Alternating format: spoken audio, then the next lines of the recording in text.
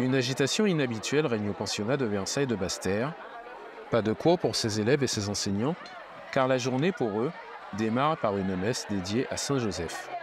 Dans la foule, Thierry Fundéré, directeur de la communication pour le diocèse de Guadeloupe, car c'est une première, la messe de Saint Joseph doit être diffusée dans toutes les écoles de Saint Joseph de Cluny, aux Antilles et en Guyane.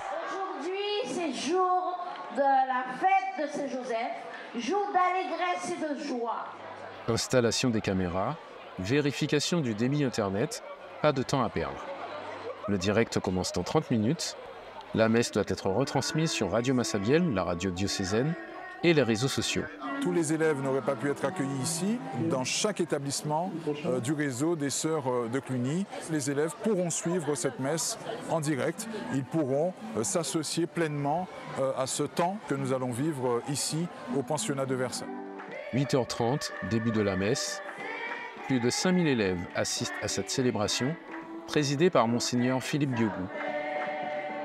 Nous sommes en direct aussi avec la JAI, avec l'externat de Saint-Claude. Pour l'évêque de Basse-Terre, c'est l'occasion de diffuser son message à tous. On nous dit qu'aujourd'hui, que les réseaux sociaux, c'est l'autre continent d'évangélisation et on doit être présent. Et c'est à nous de nous en emparer pour annoncer l'évangile, prolonger finalement le message de l'évangile qui se trouve dans la Bible. Et nous savons que la force des réseaux sociaux, ça nous fait toucher des fidèles qui ne seront pas forcément présents à l'Église, mais l'Église vient à eux.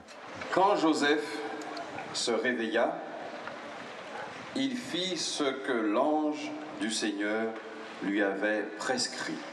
Est-ce qu'il vous est déjà arrivé, pendant votre sommeil, d'avoir cette impression forte que Dieu vous parle? Évidemment, un message au cœur de l'Évangile, de la parole de Dieu, qui, avec l'épisode de Saint Joseph, qui va être ce Père que nous connaissons, qui va être le Père aimant, mais il lui a fallu aussi la présence aussi divine. Donc j'ai invité les enfants aussi à avoir un cœur priant, parce que aussi souvent à travers la prière, Dieu vient nous parler.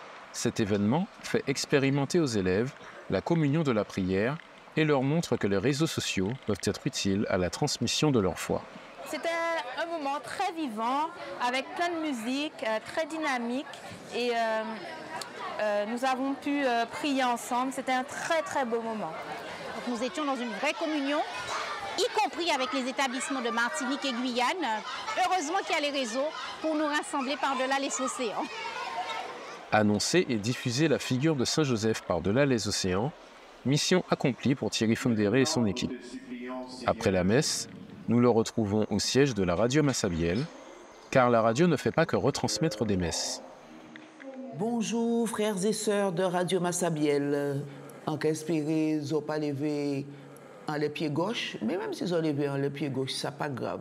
Jacqueline anime une émission au ton de la musique, mais la radio Massabielle relaie aussi le journal de Radio Vatican, propose une émission jeunesse, et les idées ne manquent pas pour être le messager de la bonne parole.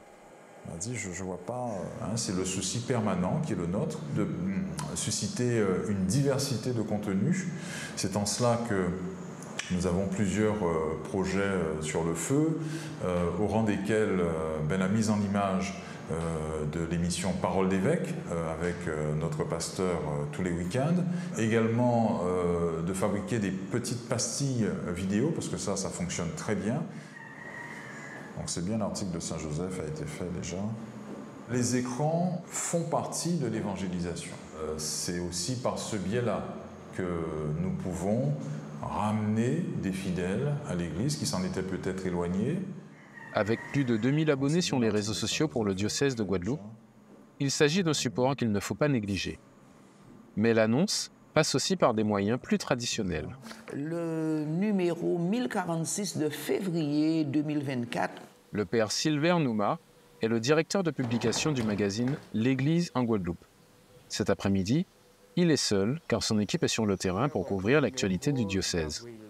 Le prochain numéro doit sortir bientôt et il fait le point avec son équipe. Est-ce qu'on peut faire un petit point sur le chemin de fer du numéro d'avril? Moi, j'ai décalé en ouvrant le dossier vocation par l'interview de Monseigneur Biogou. Le journal diocésain est tiré à 4500 exemplaires par mois et est distribué dans toutes les paroisses de l'île. Mais le magazine doit se mettre à l'ère du numérique. L'objectif est de pouvoir séduire un public beaucoup plus large, mais pas uniquement.